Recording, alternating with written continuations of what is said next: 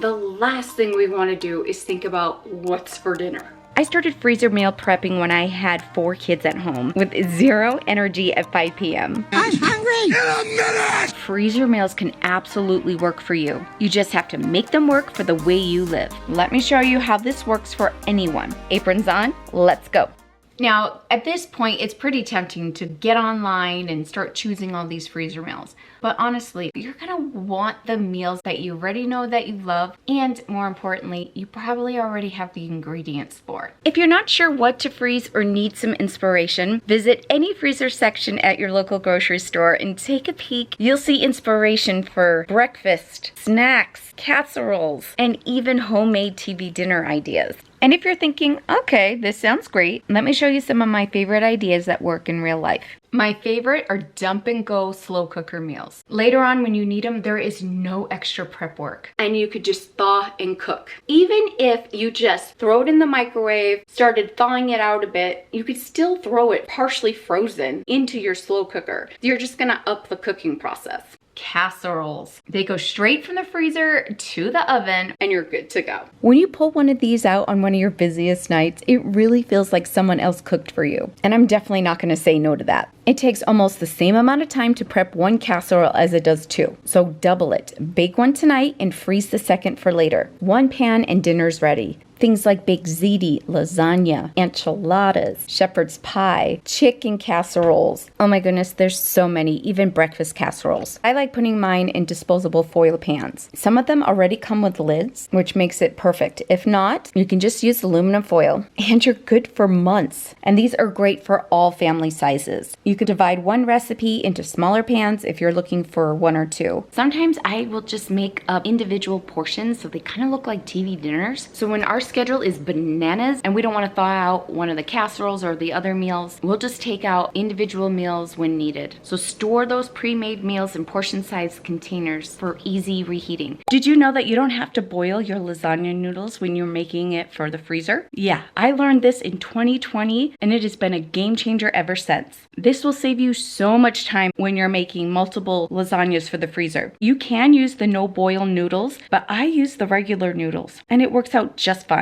By actually not boiling the noodles first, it actually helps maintain the noodles' texture and it helps them from becoming soggy or mushy during the freezing and thawing process. But I don't thaw my lasagna before I put it in the oven. I just put it in frozen and just up the cooking time. It tastes great. There is no taste difference whatsoever. So from now on, when you're making lasagna freezer meals, save time by not boiling your noodles. And you can make this in your slow cooker the same way. Just lay your lasagna in your slow cooker and in a few hours, you have lasagna. If you'd like to see a full video on this, I will link it down below for you. I really try to have a couple of casserole freezer meals in my freezer for when I get a call that someone needs a meal, or if I just want to bring dinner to a friend. If you're just getting started with freezer meals, casseroles are the perfect place to start. Then there's soups, stews, chilies, and broths. Ah, the ultimate comfort foods. And they freeze really well. They're easy to reheat and minimal thawing required, which is so great when I forget to plan dinner. When I make a big pot of soup or chili, I always double it and freeze half. That way I get 2 meals from one cooking session. You gotta cool them before you freeze. This helps avoid ice crystals.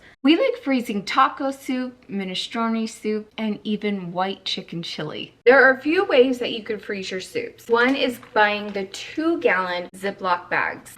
They hold so much soup, look at that. Or these plastic freeze-grade freezable containers. It's perfect for making quick soups or sauces. Yes, you can use certain bowls and glass bowls that you could throw into your freezer, but what I like to hold on to are the big gallon containers of ice cream. They're made to freeze, right? And they already come with the handles. Sometimes the handles aren't the best. I notice certain brands of ice cream do better than others, but those containers work great. I'm not gonna fill it all the way because it expands. I know how far I'm gonna go. And that's a lot of soup. That will feed my family for one night and leftovers. The rest is for dinner tonight. Label them with the name, the date, any added notes, like add pasta when reheating. I am gonna leave a note saying add 2 more cans of beans. But my favorite is when I freeze my chicken orzo soup. It's a chicken noodle soup. Instead of big macaronis, it's with orzo. But when I go to freeze it, I don't add the pasta in until the day I cook it. It's not always just about dinner. Think freezer-friendly breakfasts. There's pancakes and waffles, French toast and muffins, breakfast burritos, egg muffin sandwiches, egg quiches, smoothie packets, all sorts of breakfast casseroles, energy bites, and my favorite, country breakfast bowls. For easy reheating, wrap your burritos and your sandwiches individually. Freezing breakfast equals stress-free mornings.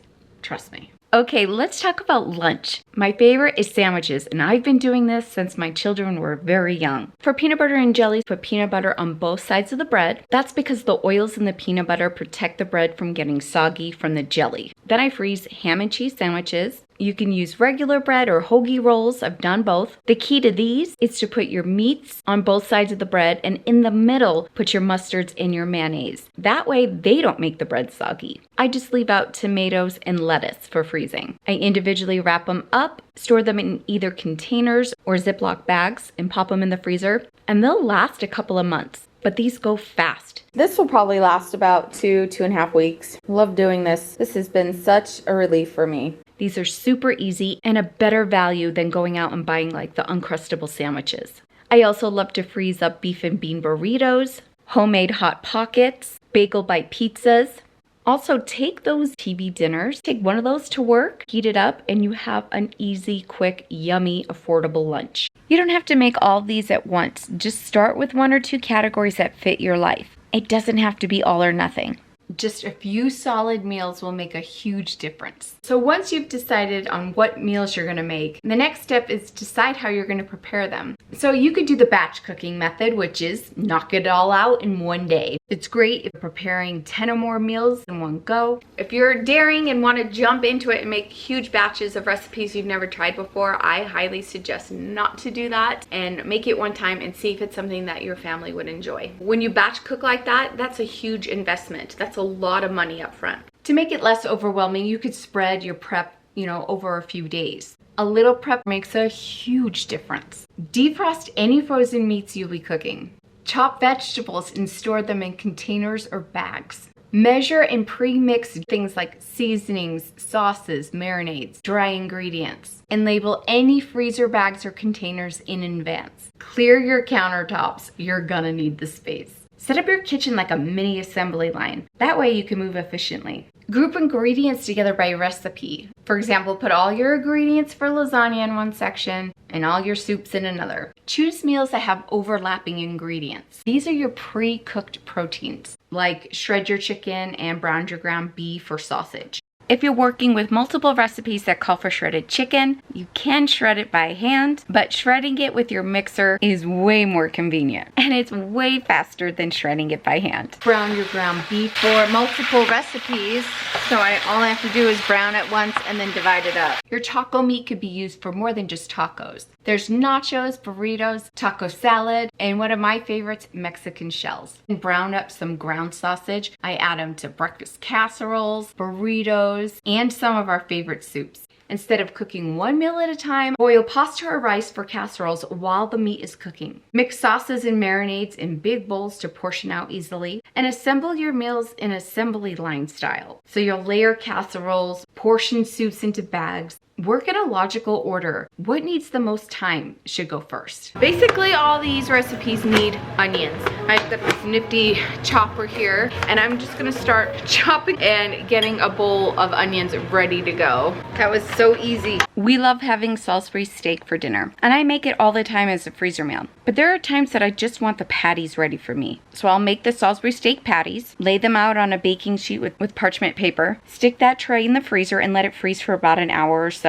I do this because that way the patties won't stick together. I'll pop them in a container or a Ziploc bag and get them in the freezer, so later down the road when I want to make Salisbury steak, I am one step ahead. I like to freeze my homemade meatball recipe. They're great to add later to sub sandwiches, pastas, and they're great to use for appetizers. Now, not everything has to be from scratch. We're gonna take advantage of the freezer section of our grocery stores. The freezer aisle is full of lifesavers. Ready to cook proteins like meatballs or salmon, grilled chicken strips or fajita chicken, breaded chicken tenders or nuggets, pre-cooked pork or beef. In the veggie section, there are stir-fry vegetable mixes, chopped onions, peppers, broccoli florets, butternut squash cubes, there's zucchini spirals, even hash browns and diced potatoes. These are perfect for when you want to make breakfast bowls, breakfast casseroles, funeral potatoes, even a form of a nacho. We call them tachos. Seriously, frozen veggies save so much prep time. Grains and bases, there's cooked rice, even cauliflower rice. There's pasta bags from like frozen cheese tortellini, and even raviolis. You could put together a really quick lasagna with ravioli.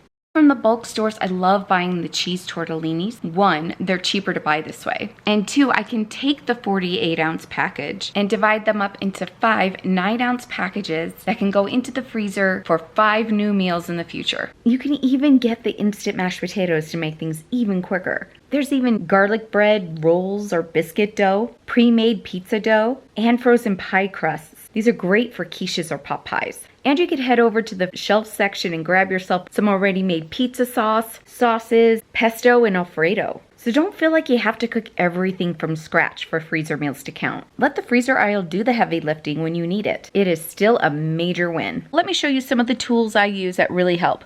I like to have a food saver or a vacuum sealer. This isn't a must-have, but if you freeze a lot, it's totally worth it, especially meats or meal starters. Silicone molds or ice cube trays are great as well. They're perfect for freezing little bits of broth, even pesto. I use gallon or quart size freezer bags for most meals. They lay flat and take up less room. If you don't have a bag holder stand yet, this is a game changer. No more bags flopping over while you're pouring in your ingredients. But you can adjust how tall you want to make them. You put one side in and it holds it in place. Oh, thank goodness. But you can also use a juice pitcher or a bowl. I did it this way for years before I had these nifty bag holders. Foil pans. I don't buy these at my regular grocery store. They're way too expensive. You can get them at the dollar store. They're a little more flimsy, but they work. My favorite place to get these and in bulk is either at Sam's Club or Costco, especially towards the holidays when they have them on sale. You definitely get more bang for your buck. And when you're working on more than one recipe at a time and you're chopping up multiple vegetables, use a food chopper.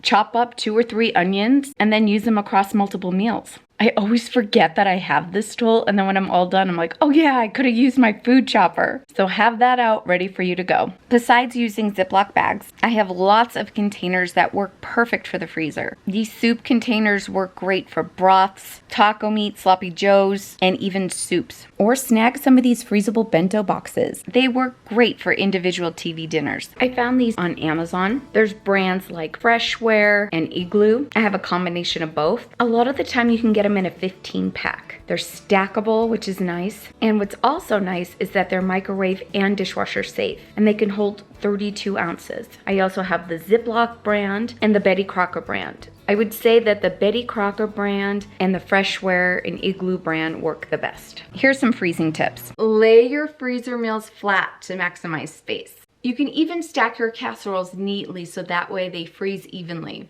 One way to help so you're not squishing is laying cutting boards on top. So you'll have the casserole, cutting board. Don't skip labeling. It will seriously save you from mystery meals later. Use a Sharpie or freezer labels to write the meal's name, the date it was prepared, and cooking instructions. Make sure you do it before you put the stuff in the bag. Believe me, I've done that and it is a pain in the butt. I want to show you what I've been doing. Over the years, I have an index card with the recipe on it and the instructions, and sometimes I'll just tape it to this or the aluminum if I wrap it in aluminum foil. These cards, they just always stay in this baggie. I reuse them and I reuse them. One of the questions I get a lot is, how long can I keep these meals in my freezer?